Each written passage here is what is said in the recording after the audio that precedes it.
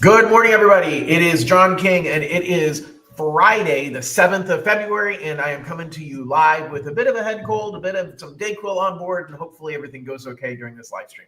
So first and foremost, hold on one second here. Let's do that. All right. Sorry, I had an issue on there. All right. So we still should be good. All right. Perfect. So first and foremost, it has been a wild week in the mortgage world and real estate and politics, and all of it is coming together. And so I want to give you an update and keep you updated on what's going on there. So my headline said, Tariffs, Trump, and your home, the housing market's new reality. Well, what does that mean? First of all, it's clickbait. It's designed to help you be right here watching me right now. So what am I talking about? So first of all, what are tariffs and what tariffs are in place and which ones are coming? So tariffs are simply a tax charged by a country for imports. So we can say, hey, China, you are sending us video games, and normally you bring them in and you sell them for X number of dollars. We're going to place a 10% tax on that, so that the federal government's going to keep 10% extra on top of what your cost is. You're going to have to pay us an extra tax for bringing in those goods into the United States and selling them here. So it's really just another tax, but it's a tax that is specifically focused on either all goods that are coming from that country or specific goods that are coming from that country. Now, why do we do that? We do tariffs in order to really same reason why we do taxes: A, to make revenue, and B, to influence decision making, to influence what people are thinking, what they're going to do. So the United States will make more money on the tariff. Well, that's good in some ways, because you're saying, okay, then we have more revenue. We can use that to offset our deficit, and that's good for the economy. But it also means that the consumer, you, are paying more money for that stuff that you're buying. That is not good news. As a matter of fact, that is called inflation. So tariffs can create inflation, but it really comes down to what is the negative to the country that the tariffs are being imposed upon. That country doesn't want to experience those negatives, and therefore they're likely to change their behavior so that the tariffs are not imposed. That is literally what Trump is trying to do. I want to remind you guys, I am not politically on one side or the other. I'm just reporting information as I see it and how it impacts the housing market. Trump successfully, at least in the way I'm about to describe it, successfully navigated the tariff war so far with Canada and Mexico, because he imposed tariffs last Saturday that got lifted on Sunday or Monday. Like, it was a day later that they said, oh, no, we're postponing those tariffs for 30 days. He got concessions. He got those countries to say, I'm going to change something you want me to change in response to not having those tariffs imposed on us. Now, why does China, China, first of all, tariffs were imposed on China. So there's a 10% tariff on all goods that are imported from China right now. And China is retaliating. China is going to impose tariffs on stuff the United States exports to China. That's what's called a trade war. They go back and forth. That is the worst case scenario, that we end up in a trade war where things escalate and escalate and escalate, and we end up being in a position where everything just costs more and nobody's happy. That is not the end game here, but it could be where we end. So what ultimately is happening is, with the three fronts currently in the trade war, we've got Canada and Mexico, that the tariffs are not there. The concessions were granted by those countries. Trump won the first battle of that war. China, we didn't win the battle. China is now fighting back and is imposing tariffs on us. So that one is going a little bit different. We'll see where that one plays out.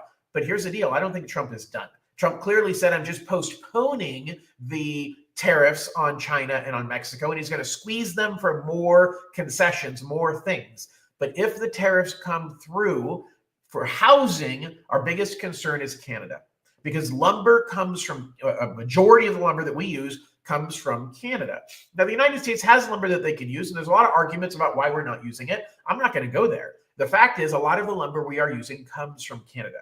That will have a very, very specific impact to housing prices. Same as what we had during COVID, when the cost of lumber, the cost of microchips, everything went up. By the way, tariffs from China mean the cost of microchips go up, which means the cost for the chip that goes into your car, the cost for the chip that goes into your microwave, your garage door opener, all of those problems that we experienced back in COVID times, we could potentially run into again. So Trump is definitely walking a very fine line here. Again, successfully with Canada and Mexico, not yet successful with China. We will see whether it succeeds or not. So he's definitely battling. And the question is, what's the outcome of this war going to be? And how's it going to impact housing prices? So we've got a couple other pieces about this, because what happens is tariffs are potentially inflationary.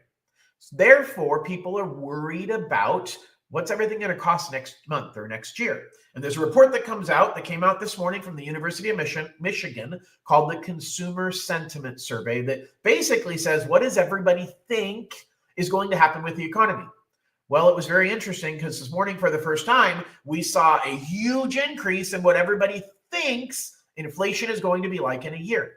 Everybody, the people who were surveyed had a much bigger concern about inflation than they've had any time in the recent past. And that is not good news, because if people think inflation is coming, they're going to start acting like inflation is coming. Now, if you know that it's going to cost you more tomorrow to buy milk and eggs, by the way, it already costs way too much to buy eggs, but if you know it's going to cost you more tomorrow to buy milk and eggs, then what are you going to do today? You're going to ask your boss to give you a pay raise, because you need to make more money in order to afford to pay the higher price for the things that you need to buy tomorrow. So tariffs are creating people thinking things are going to cost more in a year. And if they think things are going to cost more in a year, they're going to ask for pay raises between now and when before they even cost more. They're going to prepare for them costing more. And guess what? If you ask your boss for a pay raise and your boss says, man, I don't want to lose this person, you're an amazing employee, I want you to stay, then your boss is going to give you a pay raise, which means your company ultimately has to raise their prices in order to afford to pay you and your colleagues additional money, which means inflation. So expecting inflation is what is called a self-fulfilling prophecy. If we think inflation is happening, we're actually going to create more inflation. That was really bad news this morning, that the inflation, the consumer sentiment says we think inflation is going to be higher next year. And that is something that the markets are very concerned about. That in and of itself can create more inflation. The final piece of all of this is how it's all impacting interest rates, because from an interest rate perspective, the Fed controls short-term rates. The Fed has been lowering short-term rates, and they just stopped lowering short-term interest rates. And what's interesting this last week is that Trump actually came out and said, I think Fed made the right decision by not lowering short-term interest rates, because Trump is focused, as the Fed, really on, hey, we got to worry about how we handle long-term rates. The Federal Reserve does not control mortgage rates or long-term interest rates. And the more the Fed lowered short-term rates, it actually was creating higher long-term rates. We saw it over the last 6 months. We saw mortgage rates at their lows before the Fed started lowering rates. And as the Fed started lowering short-term rates, mortgage rates went up. So there's an opposite tug of war happening right now. And this whole issue about the economy and about inflation and about unemployment and about tariffs all are coming into play. And so this is impacting interest rates, and we're seeing interest rates staying high. And the concern, especially over these inflation and tariff battles, really the tariff battle, is that it's going to lead to short-term inflation. And inflation is bad for mortgage rates. So that's putting upward pressure on mortgage rates. The final piece of all of this is how today's jobs report fits into it. Because today we had the monthly jobs report. It came out this morning at 5:30 Pacific time. And that jobs report showed a bunch of jobs created, 142,000 jobs created. The market expected 171. So that was actually a letdown. That should have been good for mortgage rates.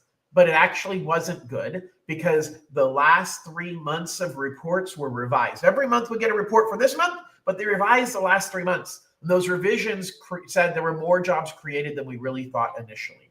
It's a broken system of how they report this. And I've talked about it before, so I don't want to go in depth in it again. But basically, every month that we get the jobs report, we get this month's guess on how many jobs were created. But then they validate and revise the last 3 months, and they revise those up significantly. So if we really think about this, back in September, the view, as I was talking about, and as if you paid attention, the view was, we've got some problems in employment, and that is going to really, that's what pushed the Fed to say, we are for sure going to start dropping interest rates.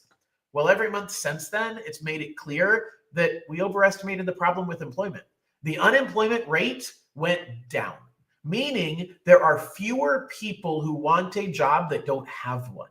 That says that, hey, if I'm an employer and I want to hire somebody and there's fewer people out there looking for work, then I'm going to have to fight harder to get good employees. Fight harder equals pay them more. And if I have to pay them more, then I have to charge more for the goods and services that I'm selling to afford to pay more for the people that I'm hiring. Now, this is going to be a tug of war over the next couple of years because we have the wild card of AI. And what is AI going to mean to the jobs market? Because you've got the wild card of the president, what he's going to do. You've got the wild card of AI. You've got the wild card on are we going to lose jobs due to AI? Some. Or are we going to become more efficient with the jobs that we have? I think that's going to be more of the truth. I think that a lot of people say, oh my gosh, my job's going to be gone because of AI. But there's going to need to be people who are managing the AI systems. And so you just have to think about your job in a different way. You may not do the task that you did before, but you may be instead working through the computer AI systems, and agents are the next thing that's coming out that is going to be AI actually performing tasks for us. That is going to allow us to be more efficient, which will bring down inflation. It's just like as we, over years and decades and generations, we become more efficient in what we're doing, and it makes everything cost less over time. We are in the middle of an AI revolution, and that is making things cheaper over time. Now, that threatens some people's jobs. And so if you're in that position, you need to start thinking about what can I do to retool my skills so that I can be more valuable in a different way. But it is change, and change is coming from an economic perspective that can lead to short-term unemployment. As companies start transitioning to using AI to handle more and more tasks, there's going to be people who are doing those tasks that are going to be laid off.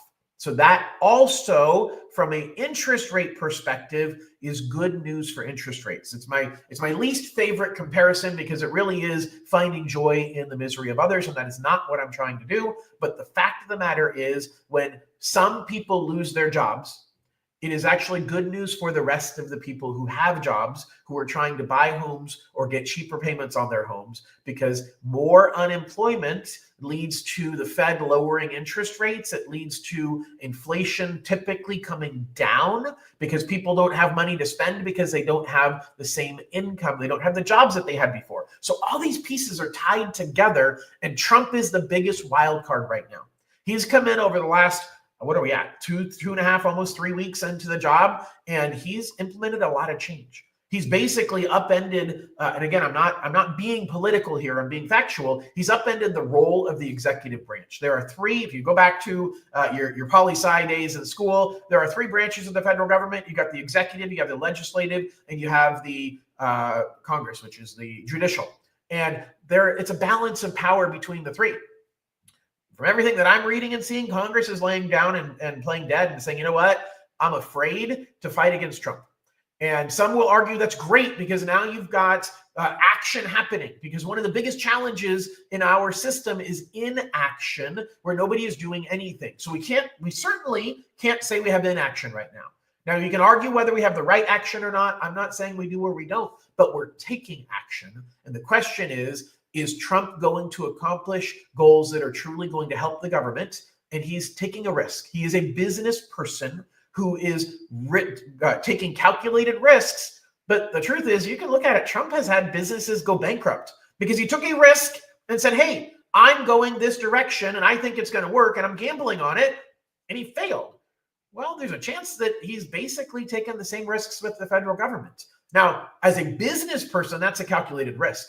As the leader of the United States, there's some questions about, hey, you have more to lose than just a company that you can go bankrupt and open up another company. So there's a lot of things that are going on here right now. And the tariffs are the newest piece that he's throwing in, that he's not playing around. He's not threatening to do it. He's literally doing it. But it is very clear to me that he's doing it to accomplish the goal of change, accomplish the goal of getting these countries to act differently. The goal is not to have tariffs. But the question is, will we have tariffs as the unintended consequence because those companies aren't willing to give in to a bully? And that's the biggest thing that other countries are saying right now.